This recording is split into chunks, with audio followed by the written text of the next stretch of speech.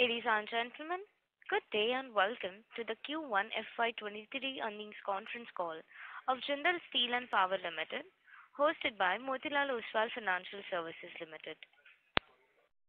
As a reminder, all participant lines will be in the listen-only mode, and there will be an opportunity for you to ask questions after the presentation concludes. Should you need assistance during the conference call, please signal an operator by pressing star then zero on your touchtone phone. Please note that this conference is being recorded. I now hand the conference over to Mr. Vishal Chandak from Motilal Oswal Financial Services. Thank you, and over to you, sir. Thank you very much, Rutuja. Good evening, ladies and gentlemen, and welcome to the first quarter FY23 earnings call of Jindal Steel and Power. I would like to thank the management of JSPL for giving us the opportunity to host the call for this quarter. We have with us the senior management from JSPL comprising Mr. V.R. Sharma, the Managing Director, Mr. Ram Kumar Ramaswamy, the CFO, and Mr. Nishant Banwal, heading the IR. So I would hand over the floor to Mr. Nishant for his remarks. Over to you, sir. Thanks, Vishal. Thanks, Rutuja. Good day, everyone. We are pleased to welcome you all to this conference call to discuss our first quarter FY23 financial results. First of all, I'd like to apologize for the delay. Since our results, there was a delay in publishing our results, we thought it's better that we give a few minutes before starting the call so that everybody can go through it. This time, to be able to take more question and answers and give ample time for it, we decided to dive straight into the financial commentary, which will be given by our CFO, Mr. Ram Kumar Ramaswamy. And thereafter, we'll take the Q&A. And the entire management, including our MD, Mr. V.R. Sharma, and our CFO, Mr. Ram Kumar Ramaswamy, are there for that. So over to our CFO. Thank you, Nishant. Good day and good evening, everyone. I would like to take you through the details of the financial performance of JSP for the quarter ended 30th June. Let's start with the production volumes. Our production during the quarter was 1.99 million tons. This was lower over the previous quarter by around 6%. The primary drivers for this was one, at our Raigarh plant, there was a maintenance shutdown in our plate mill. And number two, at our Angul plant, we had a lower DRI production due to thermal coal availability. I'll talk about sales. Our sales volume during the quarter was 1.74 million tons as steel sales. This was lower by around 16% over the previous quarter. As you know, this quarter we had challenging market conditions. We started off with a soft April, and then during May we had the imposition of the export duty. Both our domestic and export volumes have been impacted during the quarter. Our domestic volumes were lower by around 12%, and our export volumes were lower by around 28% during the quarter.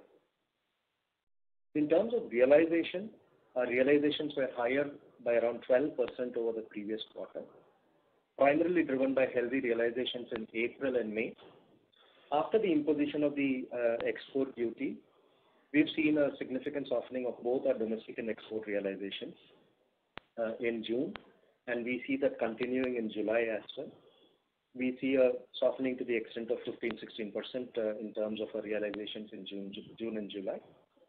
In terms of our costs have gone up by around 10%, primarily driven by a coking coal cost increase of around 33% and a thermal coal cost increase of around 27%. As many of you would know, we are seeing a softening of prices currently for all of these, and we expect the benefit of this to flow through in the subsequent quarters. I will now quickly move on to our gross total income. Our gross total income during the quarter was 14,561 crores. This was 7%. This declined by around 7% over the previous quarter for the reasons that I just detailed in terms of a volume decline offset by higher realization. The GST that we collected during the quarter was around 1,692 crores, and our net income was 12,869 crores. Let me quickly move on to EBITDA or adjusted EBITDA. Our adjusted EBITDA during the quarter was 2,865 crores.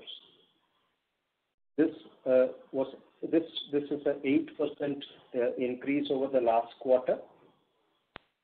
Again, the primary drivers for this, as I mentioned, was driven by healthy realization and offset by lower volumes and increased costs. Yeah. So our EBITDA was 2,865 crores, adjusted EBITDA. In terms of profit after tax, again, our adjusted profit after tax is 1,626 crores.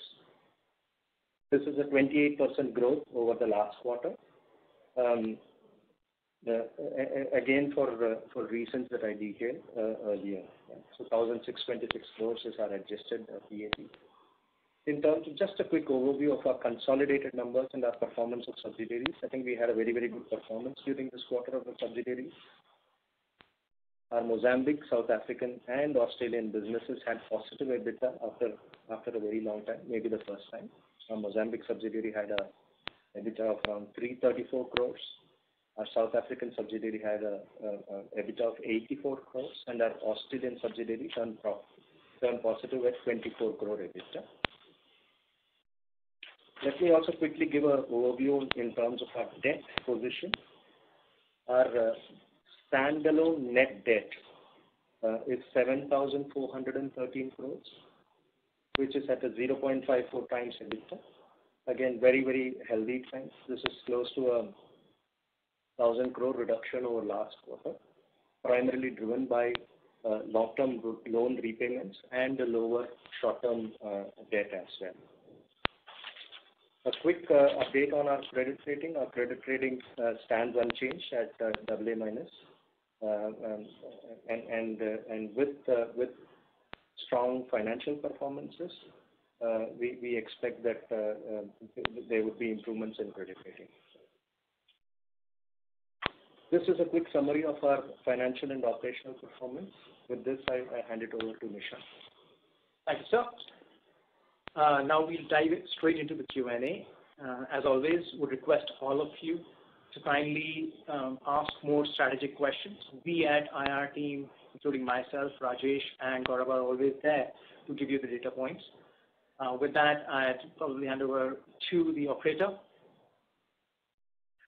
Thank you very much. We will now begin the question and answer session. Anyone who wishes to ask a question may press star and 1 on the touchtone telephone. If you wish to remove yourself from the question queue, you may press star and 2. Participants are requested to use handsets while asking a question. Ladies and gentlemen, we will wait for a moment while the question queue assembles.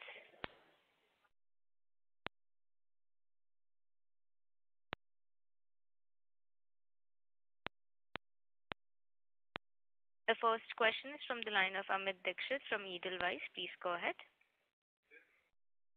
Yeah, good evening, everyone, and thanks for the opportunity. Congratulations for good performance.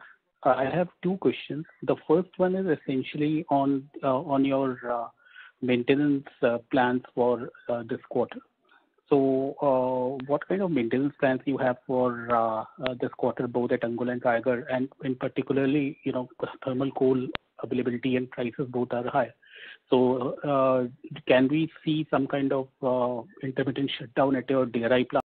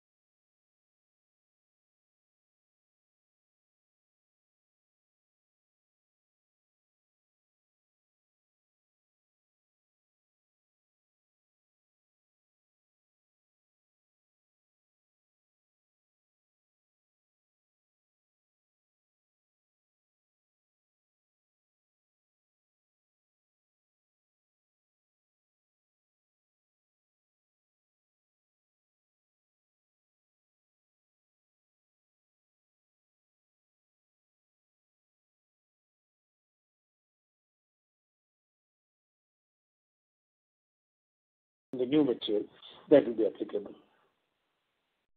Okay, sir. Okay. Thanks and all the best. Thank you.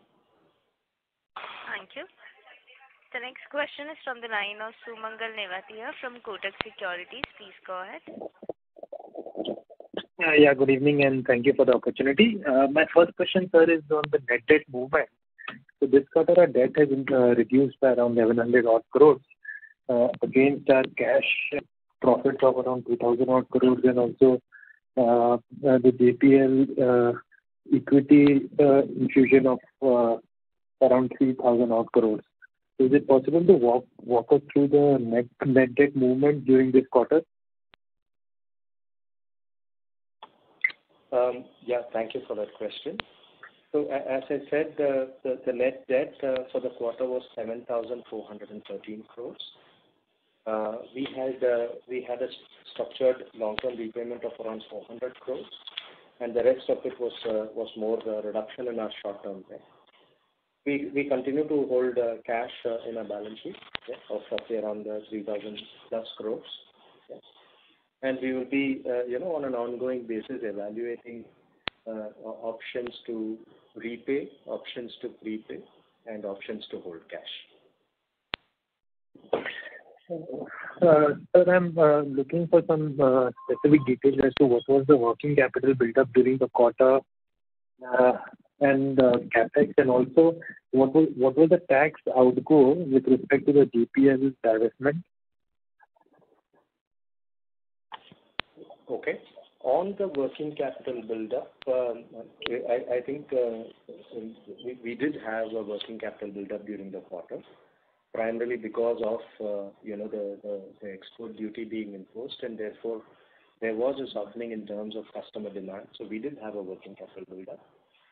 Maybe I don't have the exact numbers, but it will be safe to say that it will be upwards of around 2,500 to 3,000 crores. Yeah, I think that was the kind of working capital build-up that we had.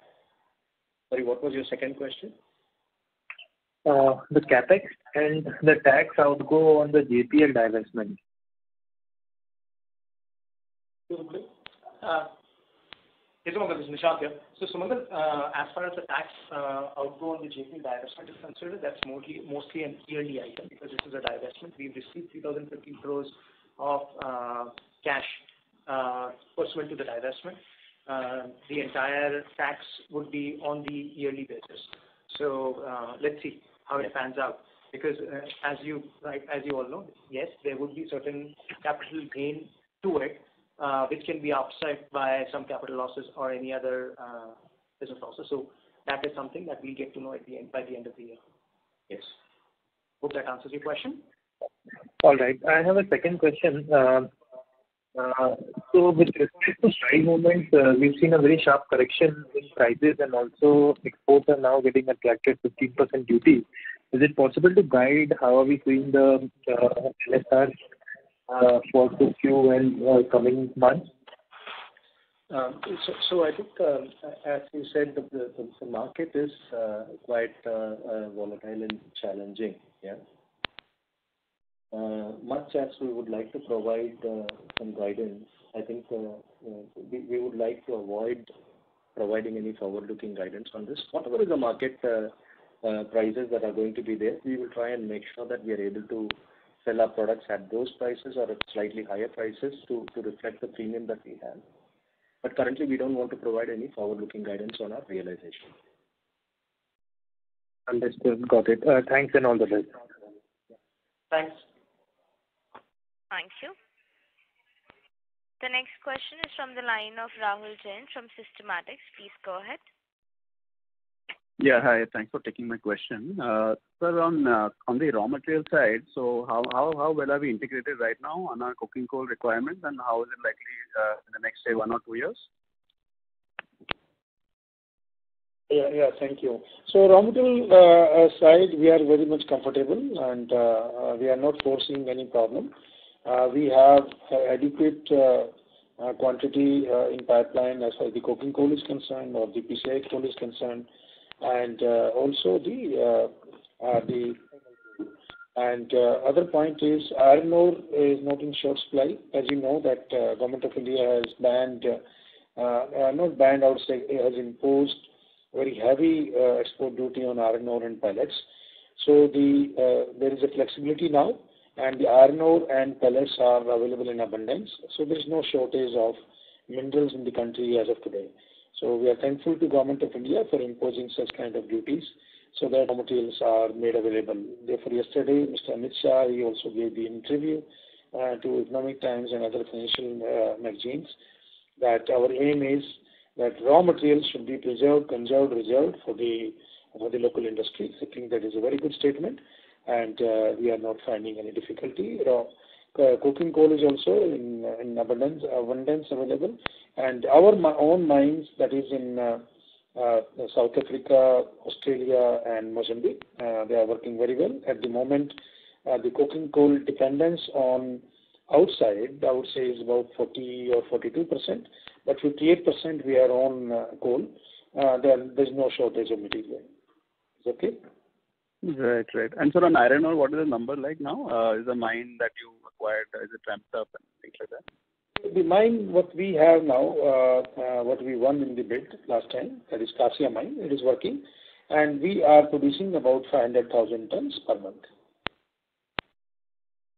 And we are also buying under long-term agreement, long-term lifting agreement, LTF, that is Odisha Mineral Corporation, OMC, and also from some of the private and merchant miners. So it's a good time.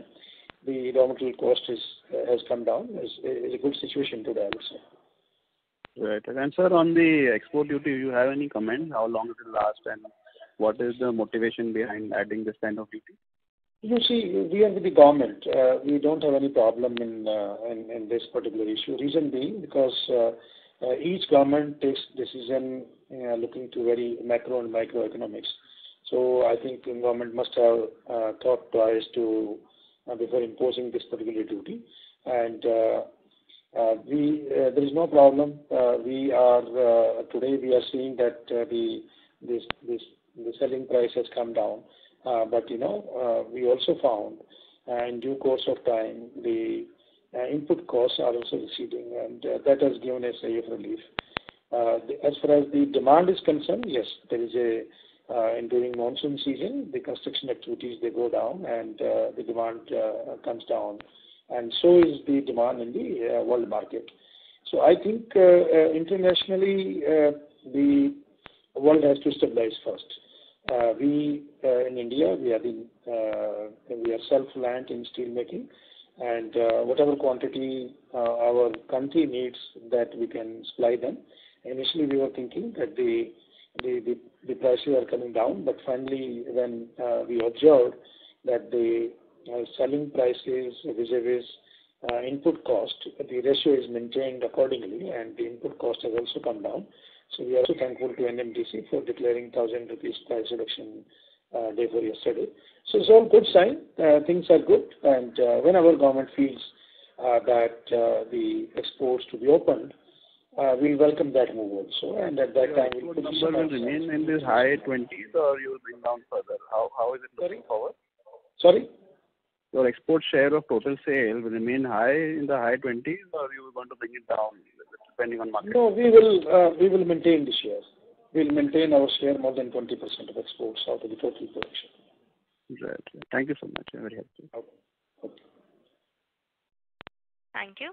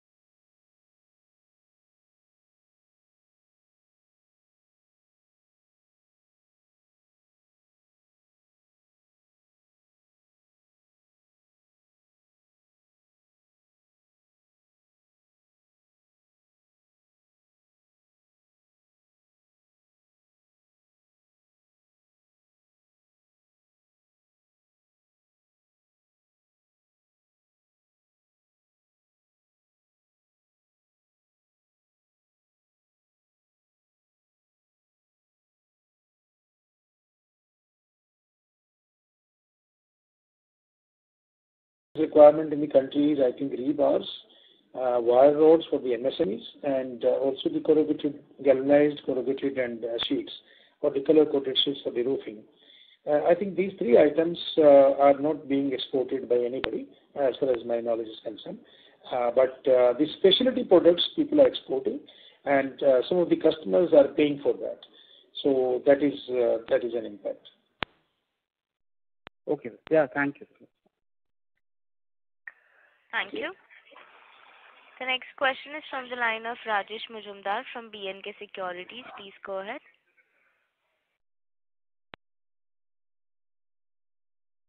Mr. Rajesh Majumdar, please go ahead with the question. Am I audible? Yes, you are. Yeah. Thanks for taking my call, sir. So I had a question on the rebar prices as well. So Chinese rebar prices have come to a new low, a 1.5-year low this week. And our domestic rebar prices are still at a significant premium of the Chinese prices. So given the fact that coking coal prices have fallen now and the demand is going to be seasonally weak, do we expect the rebar prices to come up from these levels, in which case also our spreads will still be reasonably good? You see, India was never importing rebars in the country. But yes, we are not insulated from the international scenario. Whenever the rebar prices go down, that means immediately the iron ore and coking coal prices will also go down. I mean, that is a sort of indirect index. The other is whenever the rebar prices or the commodity prices they go down, that means the scrap prices will also go down. So there is a cumulative factor of scrap, iron ore, coal, coking coal, all these commodities put together, they decide the prices. But rebar prices in China, the reduction in the rebar price in China is not because of anything else, but because of the poor demand there. So you might have seen financially they are also struggling today, and many of the rural areas, banks, they are in trouble. So the overall construction activities in China are little down, or I would say the sentiments are down. This is what, as per my knowledge. But in India, the things have changed because here the customers are quite bullish, and we are seeing last 10-15 days time there is a good demand coming from the market because earlier the people they were not buying and they exhausted their stocks. Now the traders have come back in the market, they want to buy more material. So, but one thing is for sure, if the input costs they go down, then definitely the prices will be corrected accordingly. Okay. Right. So basically, the spread will be maintained after that. Yeah, because first of all, the entire world is one. Our first aim is if somebody gives an authority today, or somebody says that what is the one thing you want to do. So the first one thing what I will do, if it is in my hands, I will ask Russia and Ukraine to stop this war. Anybody on the earth, if he can do something in concluding the deals in between these two countries, I think whether it is stock market, bond market, rate of inflation, in next 2 to 3 months' time, everything will be settled. It is more a geopolitical issues today in the world. The entire Europe or the Western world, including America, they are supporting Ukraine. They are giving them all sorts of help in terms of arms and ammunition. And Russia is bent upon in asking them to surrender. So this is a big tussle. Who is going to win? But I believe in Mr. Modi. He says that in war nobody wins. So I think in this war, in between the two countries, neither they will win and nor the entire world will win. The whole world has lost trillions of dollars. So let us pray to God that a good sense prevails in between these two people, Mr. Putin and Zelensky, and they stop this war. The moment the war is stopped, the entire world will come up like a flower once again in the next 3 to 4 months. And so my last question is that how long will it take for the current emergency situation in the system to normalize? There is a 50% drop in the export. Sorry to interrupt, but Mr. Majumdar, there is a lot of disturbance from your background. Yeah, am I audible now? Yes. Yes, please. Yes, Mr. Majumdar, please. What was your question? Sorry. My last question is that how long do you think it will take for the inventory in the system to get cleared, assuming that the export tax is willing at the current demand rate? Because we see the halving of the exports in June. So if we assume that the export taxes are there for some more time, how many months will it take for the inventories in the system to normalize? You see, the inventory, we do not manufacture anything to keep the inventory. Actually, stock and sale is not our business. And we don't produce anything other than the rebars in anticipation. So all of our products are tailor-made, and whenever we get the order, we produce, otherwise we don't produce. We are not in the commodity business.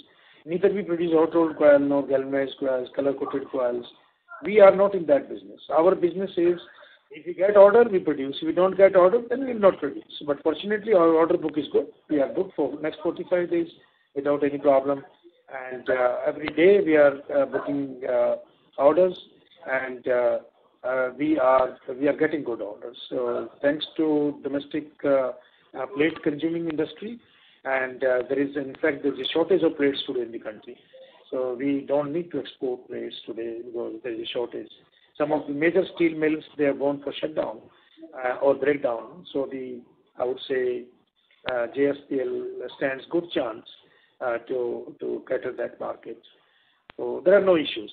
So we will maintain our volume around 2 million ton per quarter, 2.1 million ton per quarter, and reaching to a level of about 8.2 million, maybe 8.4 million ton by the end of the year. We will maintain it, and we will sell also. There is no problem. With 14,500 crores of sales turnover in the first quarter, we'll maintain the numbers. So that last year we did about 56,000 crores of sales turnover, and this year also we'll be touching more than 55,000 crores. So there are no issues. So we have made our plan accordingly.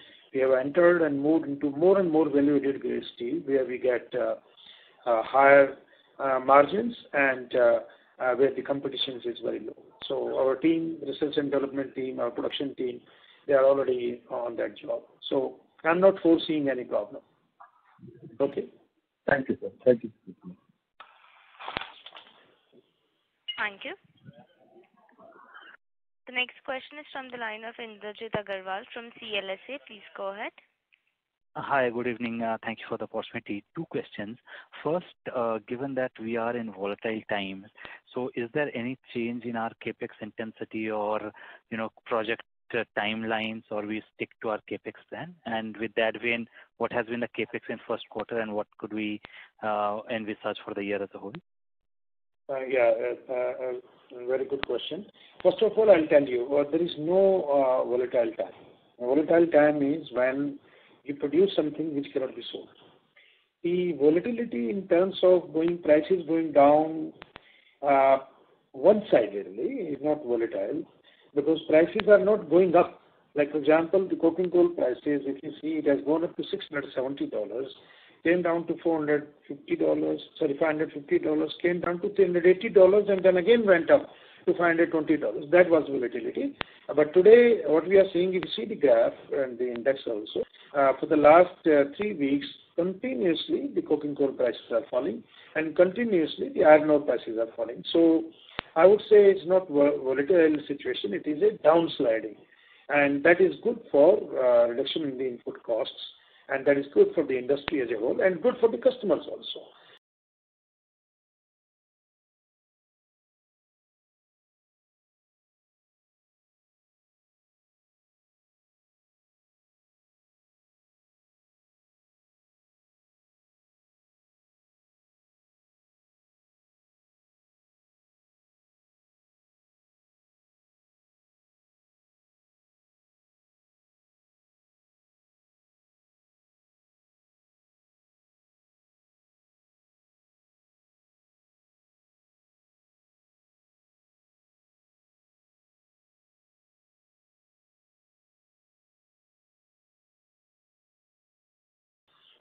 The gross margins are somewhere about 19%, so that is EBITDA margin.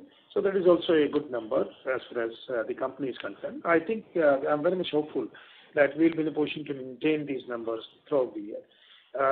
The next question was capex. No, there is no no shortage of funds, first of all, and there is no U-turn in taking in completing the projects. So we will complete the projects. Capex will be as it is, as we decided in the beginning of the year, and that will continue. So all the permissions, statutory requirements, approvals, consent to operate, consent to construction, everything is in place, and our people, our team is working day in, day night, and we are going to spend about 18,000 plus crore rupees in next 2 years, 2.5 years time, and the aim is that we will not be spending more than 6 or 7,000 crore per year.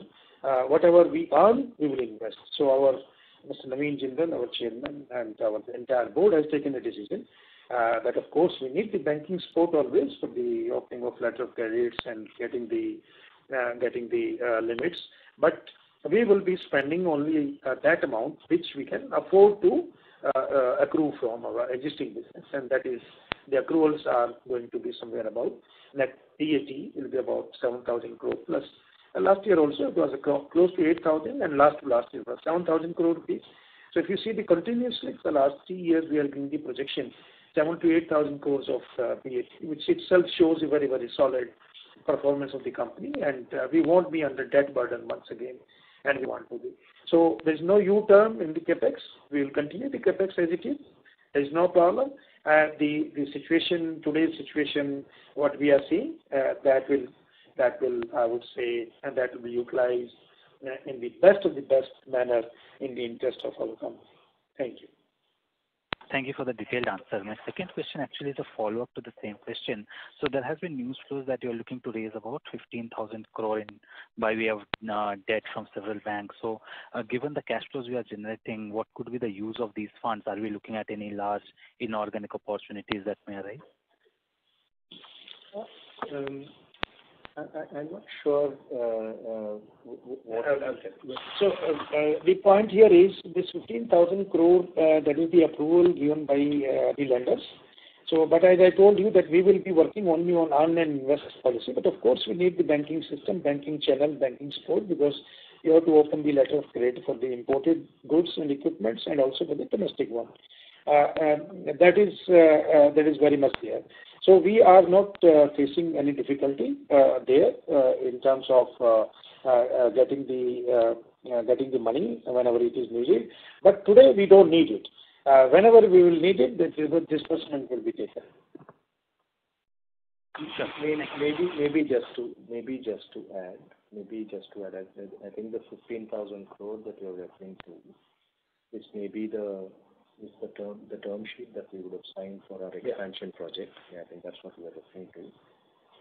But as MD sir mentioned, our objective would be to maintain a very prudent leverage, of between 1 to 1.5 through the cycle. This is of course an approval that we've got for our expansion project. Yeah. Sure. Thank you very much. Thank you. The next question is from the line of Ashish Kejriwal from Centrum. Please go ahead. Yeah, hi. Good evening, everyone. Thanks for the opportunity. So my simple question is on CapEx. We have won already 3 coal blocks. So is it possible to share when can we expect some production from there? Could you repeat the question, please? Actually, your voice was too loud. May I request you to please speak a little slowly and a little away from the mic? My question was in terms of CapEx, which we are doing for operational of our coal blocks.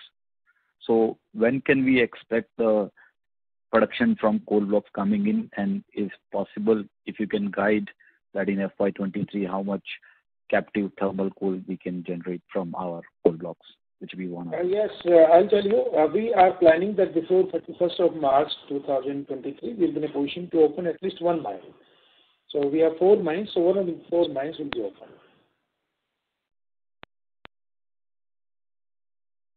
So any volume number which you can give, sir? Most of the clearances are in place. Most of the rehabilitation work is already done, and I think maybe some 50 to 100 crore rupees will be spent for first opening of the mine. and some of the equipment, machinery, and all these things. So I think by March we should open one mine, and not a big amount, maybe 100 crore rupees, not more than that. So which mine we can open by March? This will be in Odisha, Utkal. Okay. Okay. And secondly, sir, this the forex gain which we have reported in this quarter, 446 crores. This is on account of what and in which line item it is mentioned? Yeah, Mr. Ramkumar is line. This should be on account of the overseas loan that we have, that we have provided to our subsidiary. I think the loan value is close to $1.6 billion. And this FX gain, this is of course unrealized. You have to understand that it's on account of that. And this is reported in our top line or raw materials? Sorry? In P&L, in which line items these are included here? This would be under the other expenses line. But we would have called out for this separately so that we have recognized this unrealized gain separately, so we've called it out separately. But you will find it under the other expenses line. Okay. So, okay. All right. Thank you so much. Thank you. The next question is from the line of Vikas Singh from Phillip Capital. Please go ahead. Good evening, sir. Good evening, please. Go ahead. Yeah, sir, I just wanted to understand, have we taken any inventory write-downs in this quarter? Because after May, the export duty implementation would have bring down the overall value of the inventories significantly. No, we have not kept anything at hold. We have paid about 113 crores of duty, that is export duty, and we cleared all the inventory of plates and whatever the other products were. And after that, we are working on a very, very structured business, that is making goods, only those goods where we get the value addition, where we can recover major part of the export duty. This is one. The secondly, our first purpose is to meet out the domestic demand, and whatever is not sellable in India, that much of quantity to export. But there are no inventories now. There are no Understood. write-downs, no. No, so basically this question arises from the other stock adjustment, which was roughly about 1,700 crore.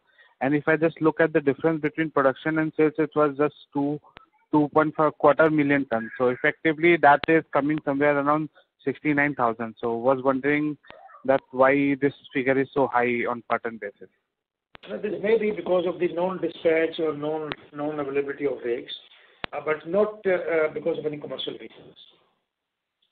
Understood, maybe some of the details you can take it offline with our investor relations team. We are not clear on the question. Maybe you can just take it offline, please. Understood, sir. And sir, just secondly, in terms of our now export strategy, so can you just tell us that now how we see the mix of export going forward? And at present, our export versus domestic realization gap is how much? You see, I'll tell you very frankly, we are now aiming only for the much more value-added products for exports. And these products are specially tailor-made products, where the customer doesn't mind paying $150 extra, and we recover most of our duty part. And that is what going on now. And as I told earlier, we will be maintaining our exports 20% plus, because whatever we can sell in India at a price available in India, that is okay. And whatever we cannot sell in India, where we feel that there are no customers for those products, we will export it. We will not reduce our production. And the price difference, sir, right now? You see, there are no difference because the price is, because it is not apple to apple. Like we are now entering into a very specialized field in Europe, especially for the specialty blooms, specialty plates, specialty beams. Those markets or those products are not sold in India. So these are Europe-specific products. like we are in pile beams, like for Hong Kong and Southeast Asia, and also for Mexico. These products are not used in India. So what we have done, it is very difficult to explain technically each and everything, but yes, offline we can. So we are now entering into niche markets where the products are sold in terms of thousands of tons, not in lakhs of tons.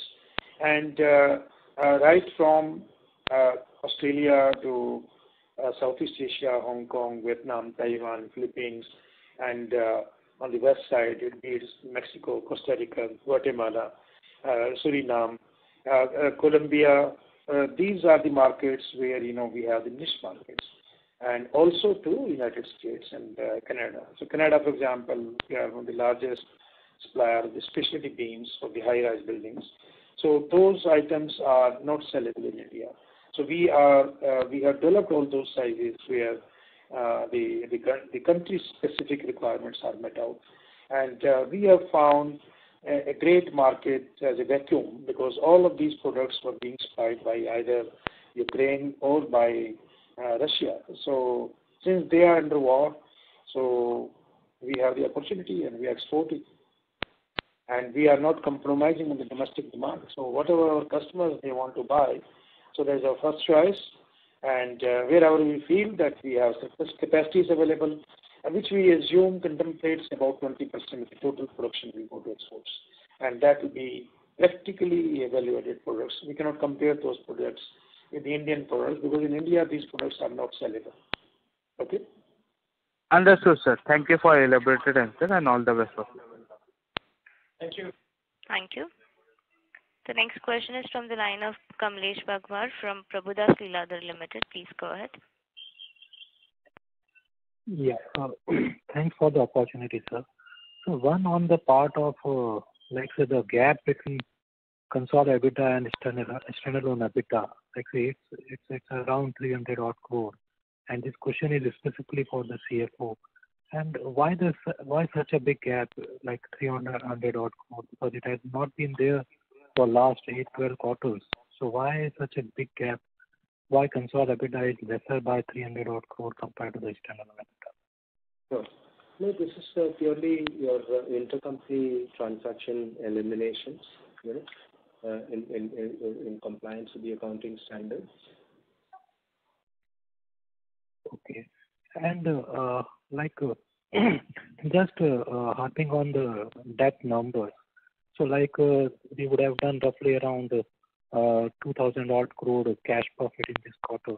And on top of that, we had roughly around 3,000 odd crore from the sale of JPL.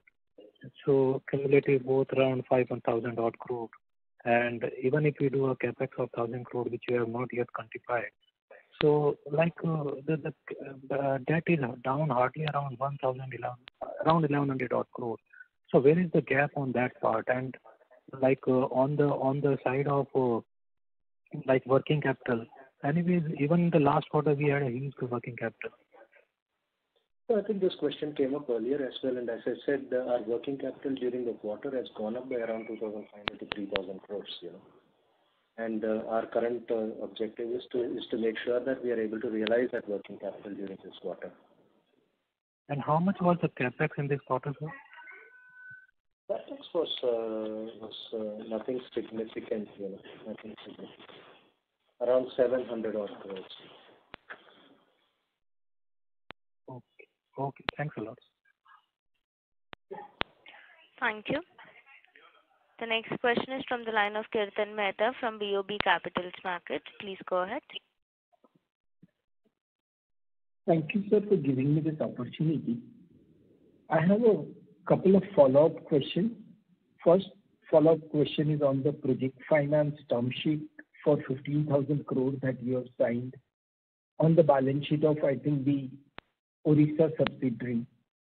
I do understand that you don't have a plan to leverage it, but I wanted to understand the governance of it. What kind of capital expenditure is allowed to be financed under that loan, and also what kind of capital expenditure cannot be financed under that loan because it's a project finance loan.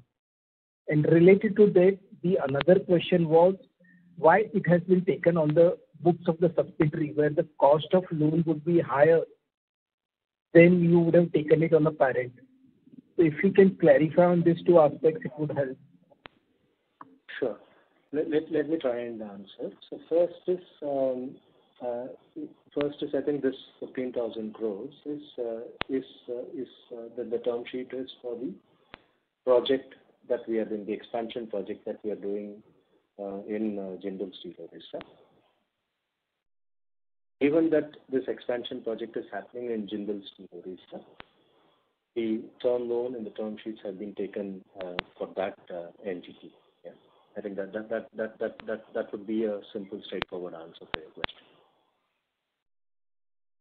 So basic is that apart from the current capex, which has been around for around 18,000 crore, only that can be financed. And if you are planning to add any of the secondary expansions to that project, can that also be financed under the same loan? Because we don't really plan to draw it down either this year or the next. The way I understand it, you plan to actually do it from your own pocket or whatever the cash flow is afforded by the company. So in that scenario, are you aiming to sort of use this project loan for the further capital expenditure that you will be doing after completion of this project, sir? No. This term loan is for a specific project. The details have been submitted to the bankers and it has been given for this specific project. We cannot use it for any other purpose. As mentioned, our objective is to fund as much of the project through internal accruals and maintain a very healthy gearing. So we cannot use it for any other purposes. Right. Can you also clarify on the reasons for taking it on a subsidiary balance sheet rather than a parent balance sheet? Because the cost of loan would be higher on the subsidiary balance sheet. The project is happening in the subsidiary, isn't it? So the loan has been taken in the subsidiary for that purpose. Right. Second question was about, again, sort of going back to the export mix that MD clarified. I wanted to understand what was the export mix in the FY22. We believe we had exported around 2 million ton of product. Could you give us a breakdown of the category of products that was exported in FY22? And how would this category change in FY23 as per your current plan? I think I have already answered this. We will be doing about more than 20% of the total produce will be exports. But I cannot give the breakup that what will be, how much quantity will be beams, channels, angles, or specialty rounds, or the alloy steel rounds, or the plates. So that is very difficult to tell today. But we have made a basket. The historical breakup, at least for FY22, where you have already completed that year.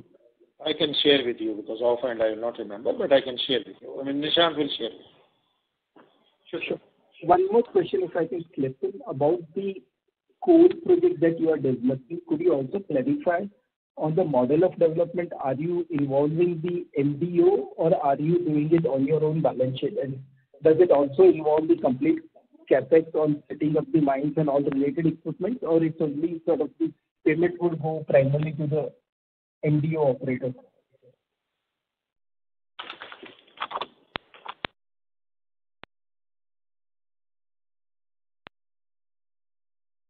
Yes, we will be doing coal mining by ourselves. We have the entire team available. We have been maintaining our coal mines for so many years in Raigad. And now also the coal mining by our sister company JPL is done by themselves. So we have the expertise available and we'll do it ourselves. Then in that case, your capex of 18,000 crore would go up by another 1,800 to 2,000 crore for additional capex on the coal mine, because initial 18,000 crore plan did not include the capex on coal mine. That I think you have to take it differently. First of all, 18,000 crore is for the expansion, the next expansion what we are taking. That includes blast furnace, includes rolling mill, hot strip mill, cold rolling mill, and many more areas. So the coal requirement. So today we are buying coal. So if you see buying coal versus your own coal, so we'll be saving at least 60 to 70% of the input cost or the expenses. So when we say those expenses 60 to 70%, that is the money which is going to be flowed back to the mining. So that is from the existing operations. So the next expansion, what we are seeing, there will be hardly any use of coal in the next expansions. So, but the company which is now running, whether it is Raigad or it is Angul, there we are buying coal from the market, and we are buying coal for worth crores of rupees. And the difference will be, when we are on mines, the difference would be about 60 to 70% of the total cost saving. So there will be no capex impact or no financial impact, because whatever we are saving, because today we are passing it on to either Coal India or to the importers or to the foreign companies. So that money will go to a development of mines in stages. So hope I answered you. Right. Thanks for this elaborate answer. Thank you. Thank you. Ladies and gentlemen, this was the last question for today. I would now like to hand the conference over to Mr. Vishal Chandak for closing comments. Thanks, Ritija. Thank you everyone for joining for this conference call, and I would once again thank the management for this opportunity. So I would hand over the floor to Nishant for closing remarks. What is? We'd like to thank both Motilal Oswal, Vishal, as well as the operator. And all of you for joining the call. Thanks a lot for your support, as always. Have a great day. Thank you very much. I wish you the best, and let us pray to God that all these international geopolitical issues should be resolved as fast as possible to avoid the meltdown of the economy worldwide. So let us hope for a good future tomorrow.